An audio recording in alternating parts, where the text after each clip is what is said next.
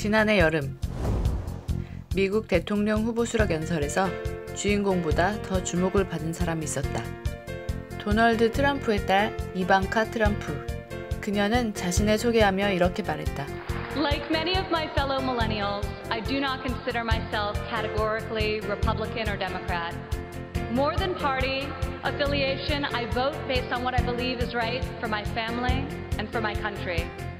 Sometimes it's a tough choice. That is not the case this time.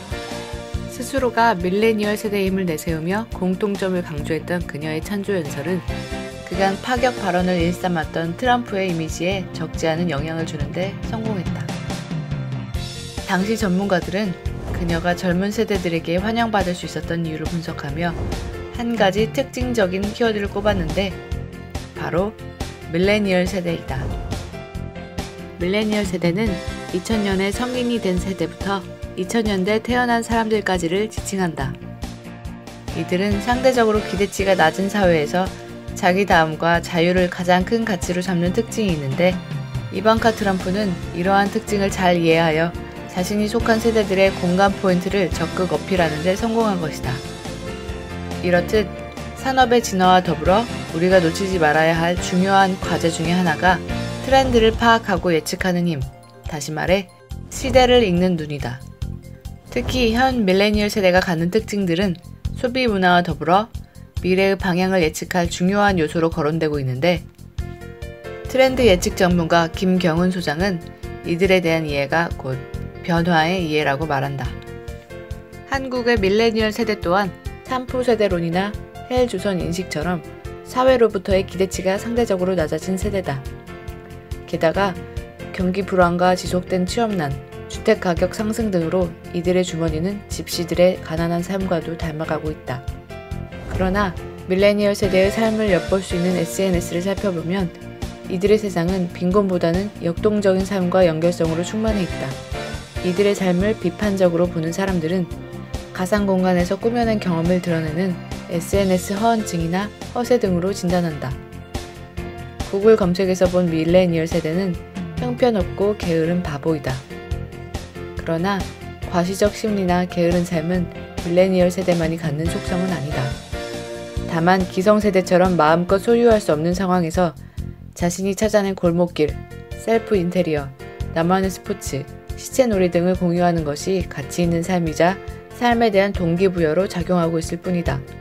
이들은 탐욕적이지 않으면서도 다양한 상품, 서비스, 라이프 스타일을 탐색하고 즐기는 것을 좋아한다. 자신의 라이프 스타일에 대한 경험을 디지털을 통해 공유하며 밀레니얼 세대만의 자유로운 소통을 확장시키고 있는 것이다.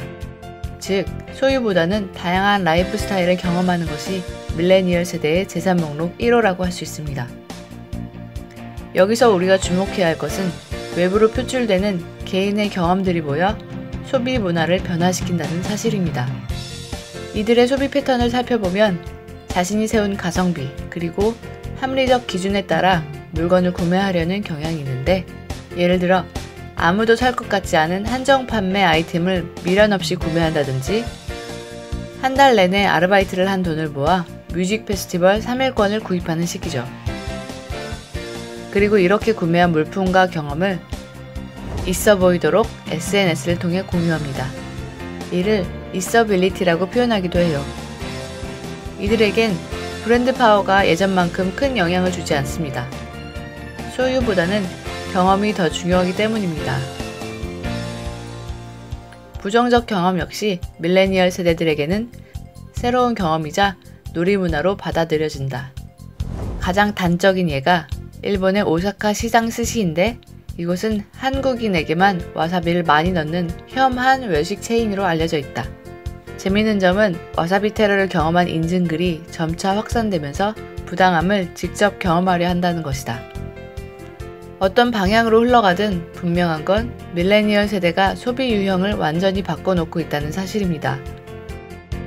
또한 체험과 경험을 유발하는 SNS 이벤트가 밀레니얼 세대의 강력한 놀이문화로 자리잡고 있다는 것도 주목해야 하죠. 따라서 이들이 주도하는 향후 트렌드는 유능한 고급 브랜드가 아닌 소비자의 경험을 연결하여 임팩트 있는 이벤트를 지속적으로 생산할 수 있는가의 문제로 변화할 것입니다.